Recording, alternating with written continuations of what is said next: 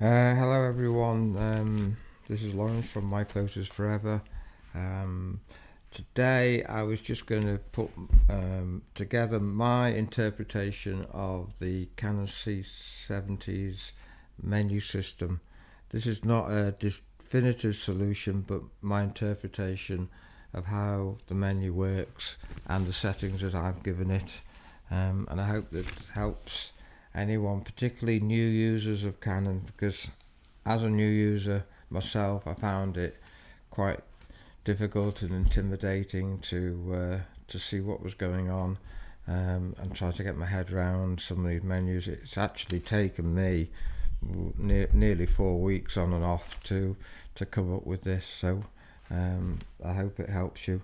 So currently, just going to go into the menu, and we're starting off, and we'll run through all the menus as quickly as possible. We're in the camera setup here, and the first thing I would do is I would set the iris, the aperture, to manual, so I've got control. I'm going to be using the front of the lens control wheel to operate it anyway.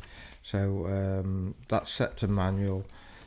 Iris increments standard, sort of third of a stop, not touching the fine increments. The extended ND filter, that would extend, I guess, the 8 stops maximum to 10 stops. So the pushing of the ND filter button, the quick shoot button, will be extended by further stops. I think it goes up to 10 when you extend it. Second page of the camera setup, shutter mode. Well, I've set it from speed. I started with speed and I've gone on to angle. Did some research, and my interpretation of this is that, as most filmmakers use an angle of 180, which is half of a circle, half of 360 is 180. My interpretation is the shutter, or the angle, is half, or double the frame rate.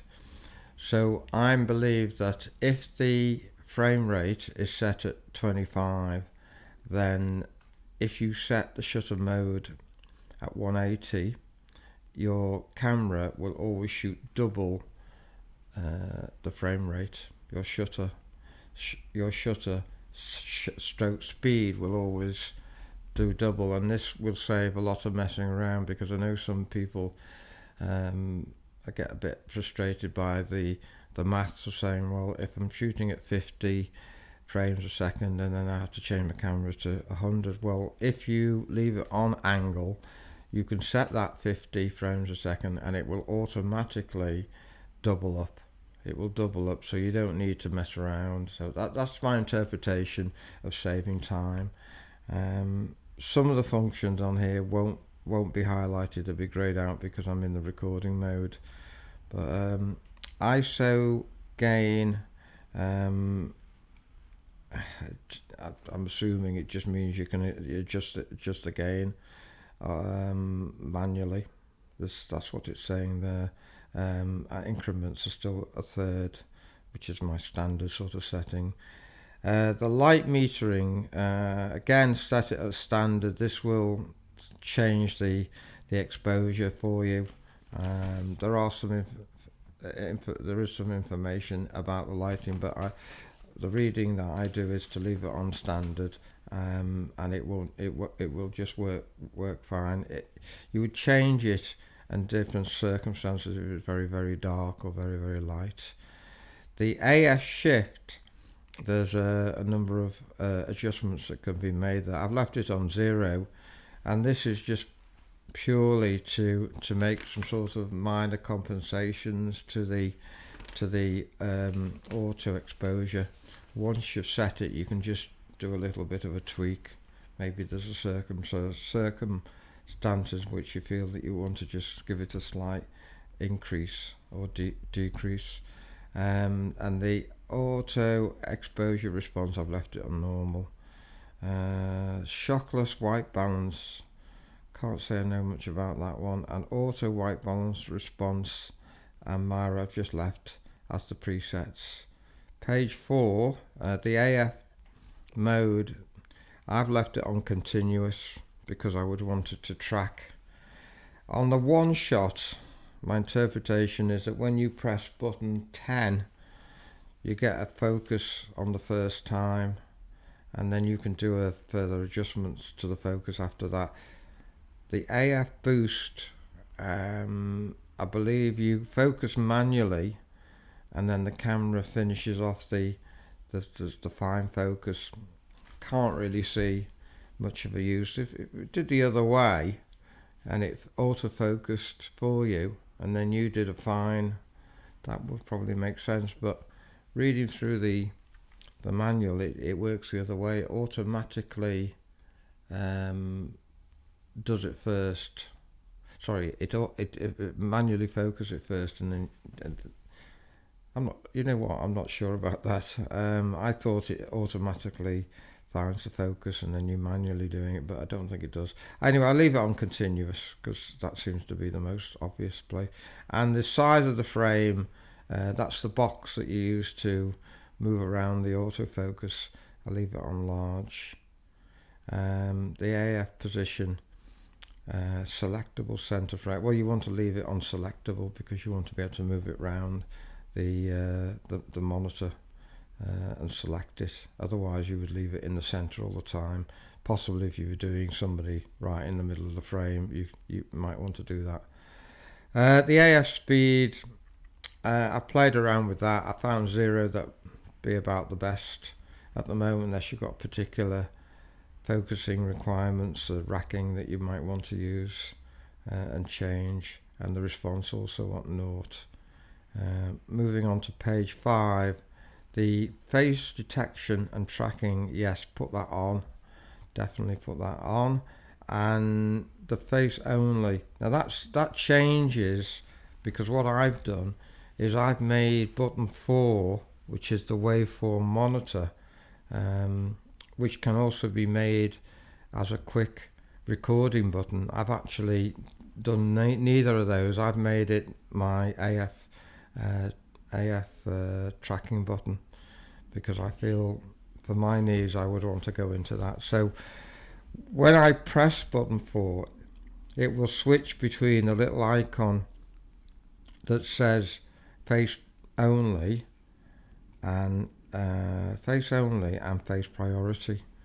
That's what my button 4 does. So face priority will mean that when a human face comes into shot, it will prioritize that person, and face only, which is probably the one I would switch to, will prioritize the face. So if the face leaves the shot, then, or the frame, then it won't refocus on the background or anything else that's left in the frame.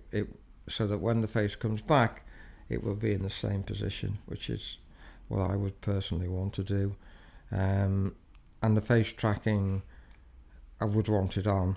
I want it on anyway because I want to track the face. The other two things are grayed out, so can't do anything with those. Page 6, colour bars, not really got into it. I've just left everything basically off on that page. 7, well, if it wasn't in recording mode, it would allow me to switch the digital image stabilizer on or off. I've left it on for the time being. And a Super 16 I'm not using, so that's left off. And anamorphic correction is off because I'm not doing anything with that. So moving on, you can carry on using the joystick, not the joystick, but the wheel in the setting department, or you can turn the top roll wheel, which is next to the recording button, to go into the next set. So either way you can go around. Either you can just carry on to the end, it goes to the next thing, or you can move the top wheel, and then the middle wheel next to the function button will just allow you to again scroll along. there. So we're in custom profile now. This is set at the default BT709, and all the options are there, but these are all selectable through the touch screen. So although you can do it on the menu, you're more likely to just go to the touch screen, go to that menu, scroll along the touch screen and switch whether you want BT709 or log 1 or log 2 on, but it's there, I guess, in one of the pages if you want it. There's nothing else in that page, there's no submenus there. The recording media setup, we've got initialize the media. Obviously that's Canon's interpretation of formatting the SD cards, so that can be done on card A or card B. The other things are grayed out currently, again because I'm recording.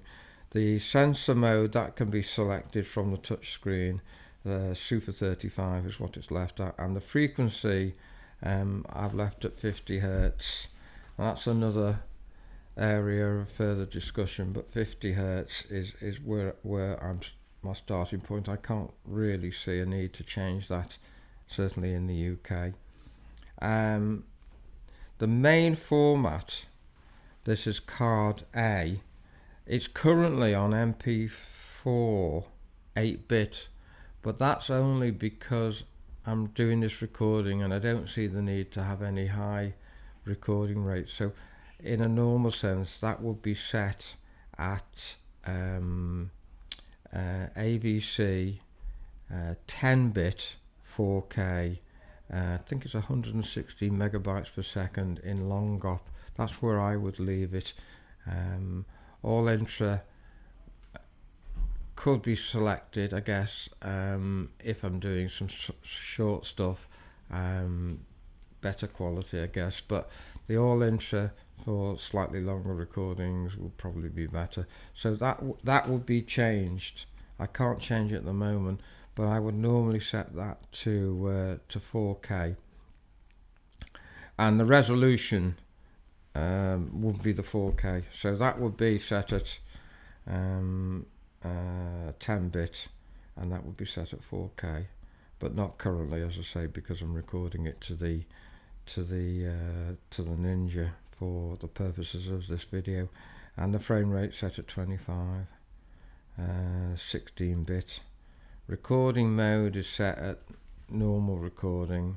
There's an option, I believe, where you can pre-record. The other two are grayed out at the moment.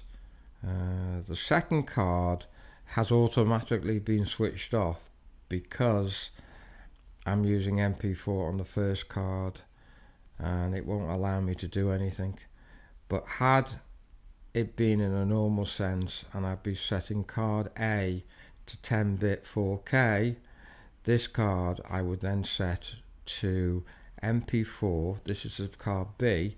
I'd set this to MP4 1080 8-bit. So that would be my effectively backup card. That's what I would do. That would be my normal default. So the high resolution on card A and a backup on card B. Some people will set that into proxy.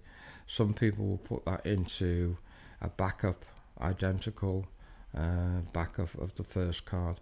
That's your choice. My personal view is just a small version in MP4 would be perfectly okay. I'm not allowed to change any of these subformats and whatever in this mode. Metadata, just if you want to have a look at the metadata at some point. The record command button, that would be active again, and that's so that you can set your camera to trigger your external recorder at the same time, which is something that's important to me. You must ensure that the HDMI timecode is set on. That'll allow you to do more when you're not recording. You must set that to on, and then it will give the option to set the record command HDMI, external HDMI, to on. so that the two things will synchronize. The MP4 photo number is just continuous because it seems more obvious to have that. And the labeling, I've just set it to the word Canon, and then obviously the file format. Moving on to audio setup. I think there should be another video really for audio setup because it's quite an involved subject. But skimming through it, there's 5 pages. Yes, I have separated the channel 1 and channel 2. Channel 1 is driven by input 1, and channel 2 is driven by input 2. It is a bit complicated, but I've left them separated so that they are independent.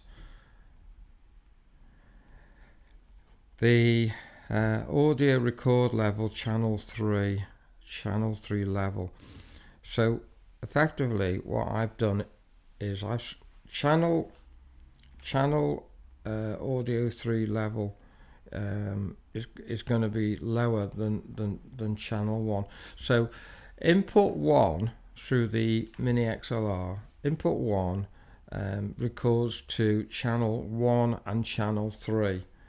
This took me a while to really get to grips because I would have thought channel 1 and 2 would have been the more obvious for input 1, and input 2 will go to channel 3 and 4, but it doesn't work like that. Maybe there's a setting to change it, which will be better. But I've learned that channel 1 and 3 are driven by input 1. So I can set channel 1 from the back of the camera. I've set it to just under 5 for the current, 4 to 5 in a manual mode. And then it will allow me to set the second levels in channel 3, and I can set them usually to a lower level. It should allow me to set them, but normally I would set them to 30%. So I've got an original copy of the audio going to channel 1, and I've got a backup copy which is 30% volume in 2. And I've done the same on input 2, the same levels. It's not showing me here, and there's no need to touch input trimming. There's nothing there on page 3, and I want to be in control of the volume input, so I've left that off on the input limiter. Mic input with power supply. I guess that's something if you're using a microphone that doesn't have a battery. What is the options? Mic line. Not touch that. Headphone volume. I've set it to 8, goes up to 15, so it's about middle of the road there. Monitoring channels, another quite tricky. This has been restricted by the fact that I'm in MP4. It would have given me slightly more, but here it's saying channel 1, channel 2. So if I've got 2 microphones and I'm listening to them, and they're through 2 inputs, channel 1 and input 1 and input 2, then I'll be hearing both those audios through each side of the headphones. So channel 1 will be the left, I guess, and channel 2 will be the right, and they would be the 2 different microphones.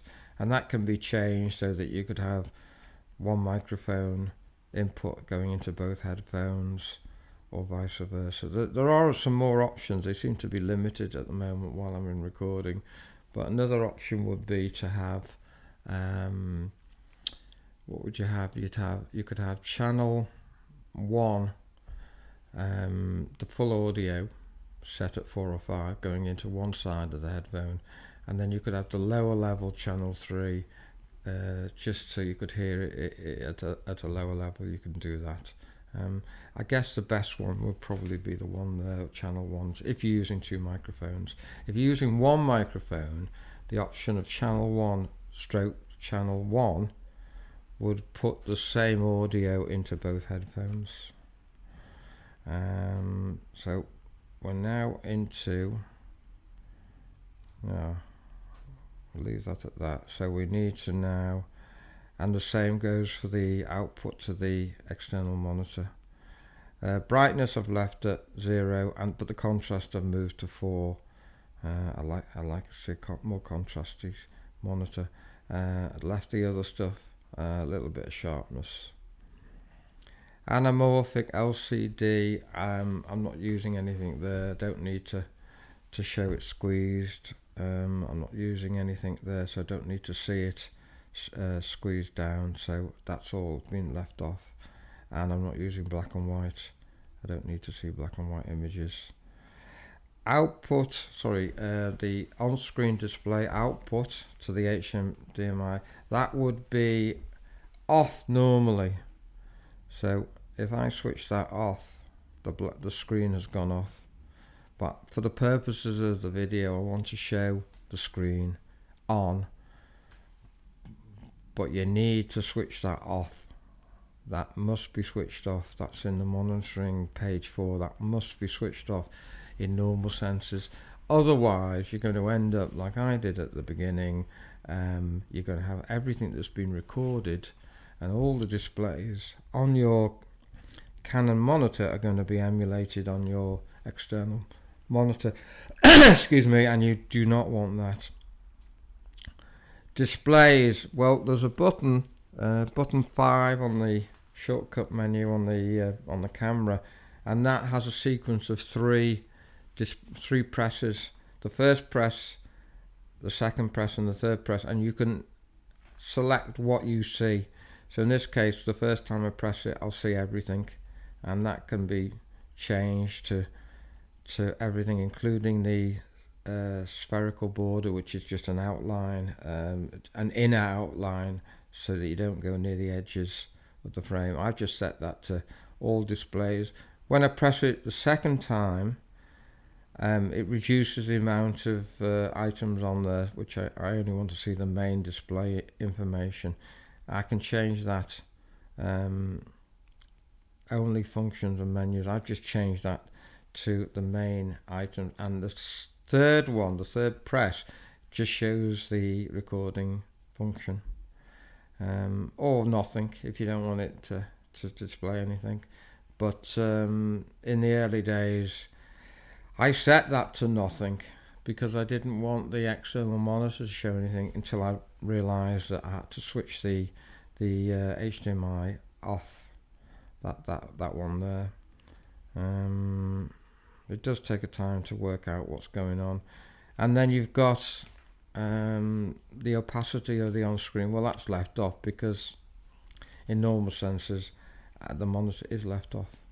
And the same on the HDMI, that probably should be off. I'll have a look at that. The opacity level can be changed, so the overlay can be 75% or whatever you want it to be. Apply to all screens, I suppose that selects everything. Only to playback screens, I've left that on all. The gain for high dynamic range, the option seems to be set at 3, so it's not something I'm really into. And the range for the HDMI, I want that the full range for HDMI. And now we're into assisting functions. So yes, I do want the guide on. The peaking. Now these functions can be set on the menu, but they're all selectable from the touch screen or from the one touch buttons on the side. So having them here, I can't really see a lot of point in it unless you just want to switch it on for some reason. But it's just asking you, do you want to put the peaking on now, the magnification, the false color, the zebras. These are all switchable, as I say, from the function buttons on the side. So I'd probably say use them, and you can also do them from the touch screen, which is probably quicker, just to press the screen. go into the menu and switch on zebras or peaking or whatever from there, or as I say, just from the one touch. I found that though the zebra level 1 is which you'll use more, set at 85% is probably the best option. There's lots of options there for changing it. The white, here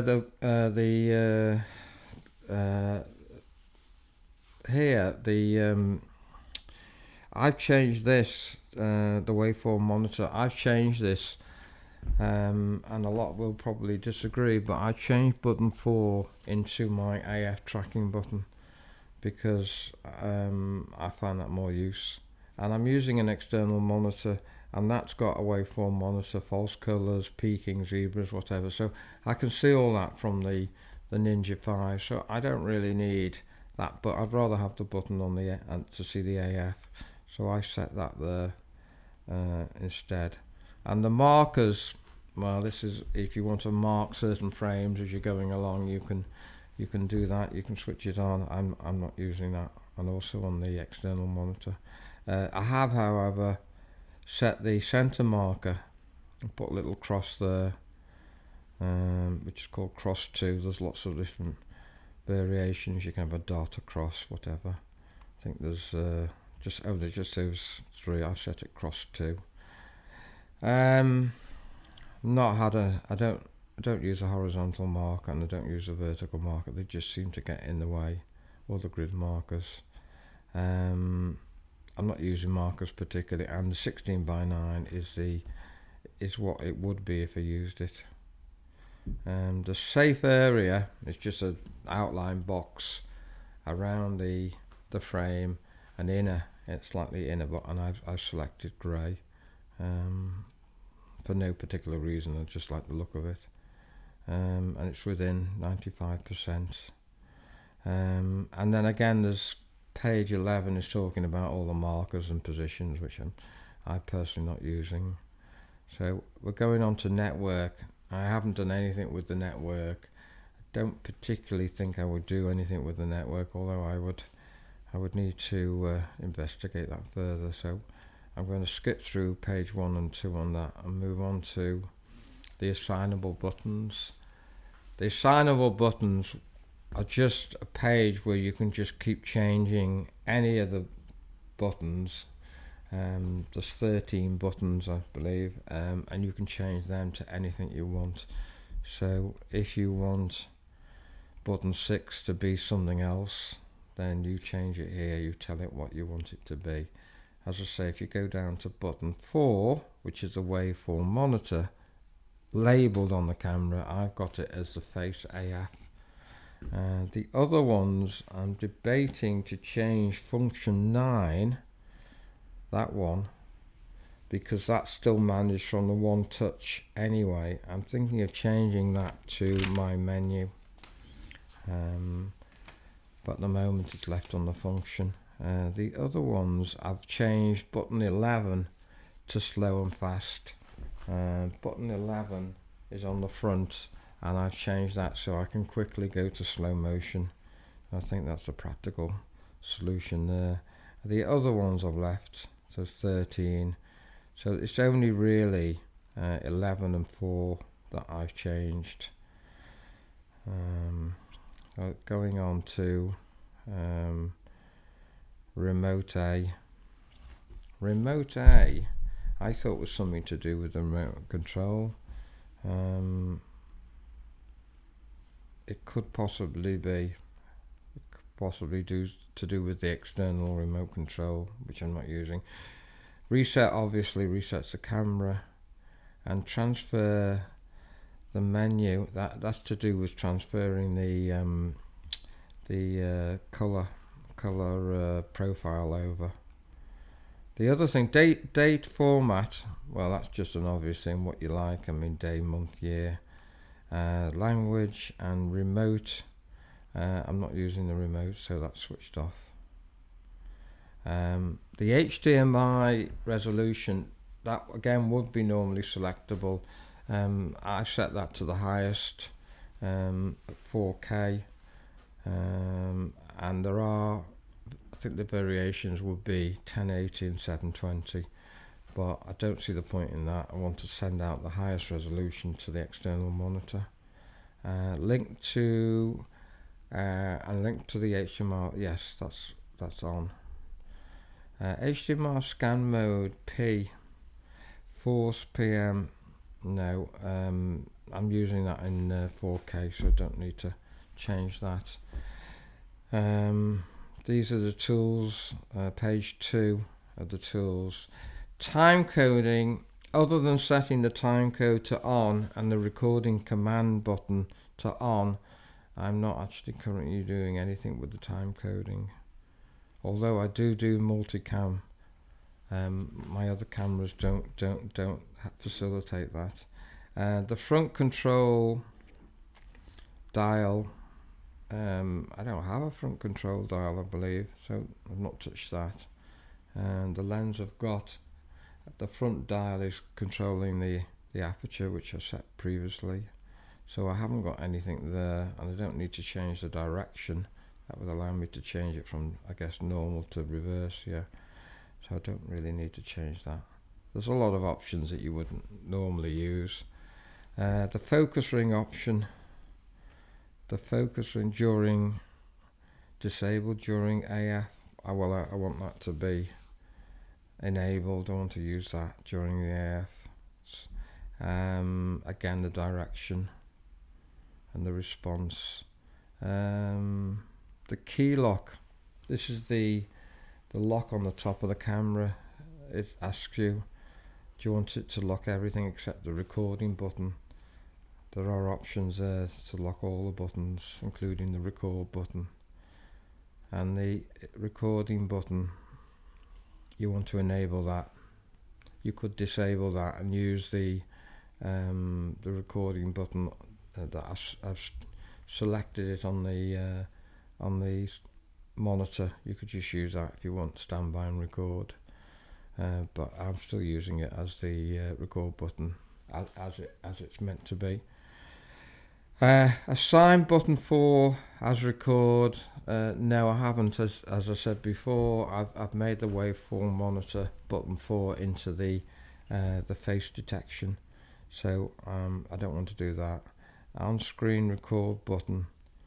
That's what I've done. That's why you're seeing at the top in the middle, you see the word record. That allow me, by switching that on, I've now got a touch record and standby button on the screen of the camera. You must switch that on if you want to see that. And normal response. Tally light, definitely want to see the tally light on. And the SD card LEDs, I want to see those lights on. I want to know what's going on there. And page 8, we've got the fan. I've set that to automatic, which is probably the most practical place to be. If you're recording, then the fan won't come on anyway, and it only comes on while you're in standby mode, so you don't want it always on. Although it's very quiet, you don't want it on. And the speed is low. The recording, review recording, yeah, I want to see the whole clip. I can always stop it halfway through, whatever, or you can see a couple of seconds of it. Page 9, the DC in warning. I guess that's telling me if they're not getting the right voltage coming in. And refraction lens, the option is on, although I don't know why I would switch it off. And then there's other firmware options that you don't need to see. And then we're into my menu, and all I've done with my menu at the moment, I've set a few things. AF mode, just set again to continue. It's on continuous, but there is I suppose if I do make button 9 function button on my menu, it will give me the option to quickly go in and change it to one shot. And the speed, as I say, I left before 0.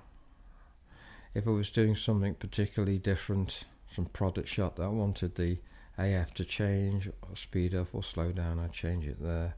The face tracking, obviously, need that on, and I've got the shortcut button for that. And then system frequency, it's greyed out at the moment because it's not allowing me to change it, but again I've set that at was it 25, and the digital image stabilizer is on, and I've left that on all the time at the moment until I see a reason to switch it off. And editing, and there's another page. I mean, I'd like to see all these on the same page, but the monitoring channels, again, that's been a reduced level. There's probably double the amount of options there normally if I was in the 4K mode, I guess. And then you can edit it, and you can have multiple pages. I mean, you can have 1, 2, 3, 4, 5, whatever. My menu, you won't need that, otherwise you'll end up just having the same thing as all these menus at the top. You might as well just go through all the menus at the top if you've got too many. But in the My menu, you can change the name of My menu. You can give it a different name. So you could have page 1 as my favorite things, and page 2 is my sub page. So you can do that as well. So and then we return back, so it just scrolls around using the wheel. It just scrolls around. So that's the main menu that I've got. And just to cover the normal settings here, where we've got we're going in here to all the sub menu. I'm limited to what I can do here. I can't change the recording settings, but there are a few things there. The auto white balance, I'm not using any NDs. It's just currently set at 5, 6. It doesn't really matter. I could change that. I'm just moving the rotating wheel on the camera, on the front of the camera there, to change the aperture. I find that quite good. And then the ISO range, and the lovely thing is, you can change that around with your finger, but you can also register 3 points of your favorite ISO. So you've got a 400, you've got an 800, and I put a 3200, so you can just go quickly to it without having to scroll along. And there's your shutter angle. Again, it's at 180. So I changed that. Can I go into that? Yeah, I can go into that sub page now, and I can put on from the touch screen if I want to. If I don't want to go around the side of the camera, and I can switch on the peaking on and off, and I can switch the waveform monitor on from here. There's nothing at the moment currently to see, but it can be switched on. So I've still got the waveform monitor available to me, but it's just on the second page here. I can switch that back on again, and there's false colors and markers and things like that on this page. So it's there. I do find that that would be quite useful, because the buttons on the side, on the left side of the camera, looking at the back of it, they can be obscured either by the monitor, or if you're working in a fairly dark environment, you can't see them. I would have liked the buttons to all have had an illumination ring around them. I guess they could work on that. I don't know how they would get it all in, but that would be nice. I've just put a little USB LED powered light on them, just so I can see them. Sometimes you just cannot see those buttons in the dark. And then the other things, working from the top, we've got the selection, top left hand selection of all the changes that we can make to the resolution, which I can't because I'm recording. It's telling me that I'm on card A. I've got 441 minutes, and I'm set at MP4. As I say, normally that would be set for a 10-bit 4K. Recording 25 frames a second. Been talking for 3 minutes and 7 seconds. I hope that's not 3 hours and sec. I've got 132 minutes of battery. I'm on Super 35 sensor. I'm in 1080 8-bit, as I said before. That would normally be changed. and then coming down again, we've done all the bottom bits and the ISO and the NDs. And on the left side, what's it saying out? The lens is set at 24. Purely, I could change that if I focus in. So I'm using a 24 to 70. And then that AF underneath, that's not on, but the AF that's blanked out and the AF face detection is on the right. Tiny little, supposed to be a little face with 2 eyes, a nose and a mouth, and then a 0, and that shows it's on face priority. And the button underneath is just the button that confirms if you're on image stabilization. If I was to come around and switch it off, that would go there. There you go. It's got a little no entry sign. That's switching it on and off. I learnt that the hard way. And the camera profile is set at 1, which is BT709. Wide dynamic, well, it says BT709. And that's it. And that little center marker is that little cross, which they call cross 2. So I hope that's helped in some way. It's certainly taken a long time to work out some of these functions, and there's still some work to be done in the audio. But I hope that covers most of the things that you may or may want to know, and you may have possibly learned a few little things along the way. If there's anything that you think I've got wrong or you wish to add, then I'd be only too pleased to hear from you, and just make a comment, and I'll either redo this one or make an extra note, because there's always things that can be added, and as I say, it's taken me a month to get this far as a new Canon user. I always knew it was going to take a while, but at least I'm getting somewhere. So as I say, let me know what you think, and I'll catch you next time. Bye for now.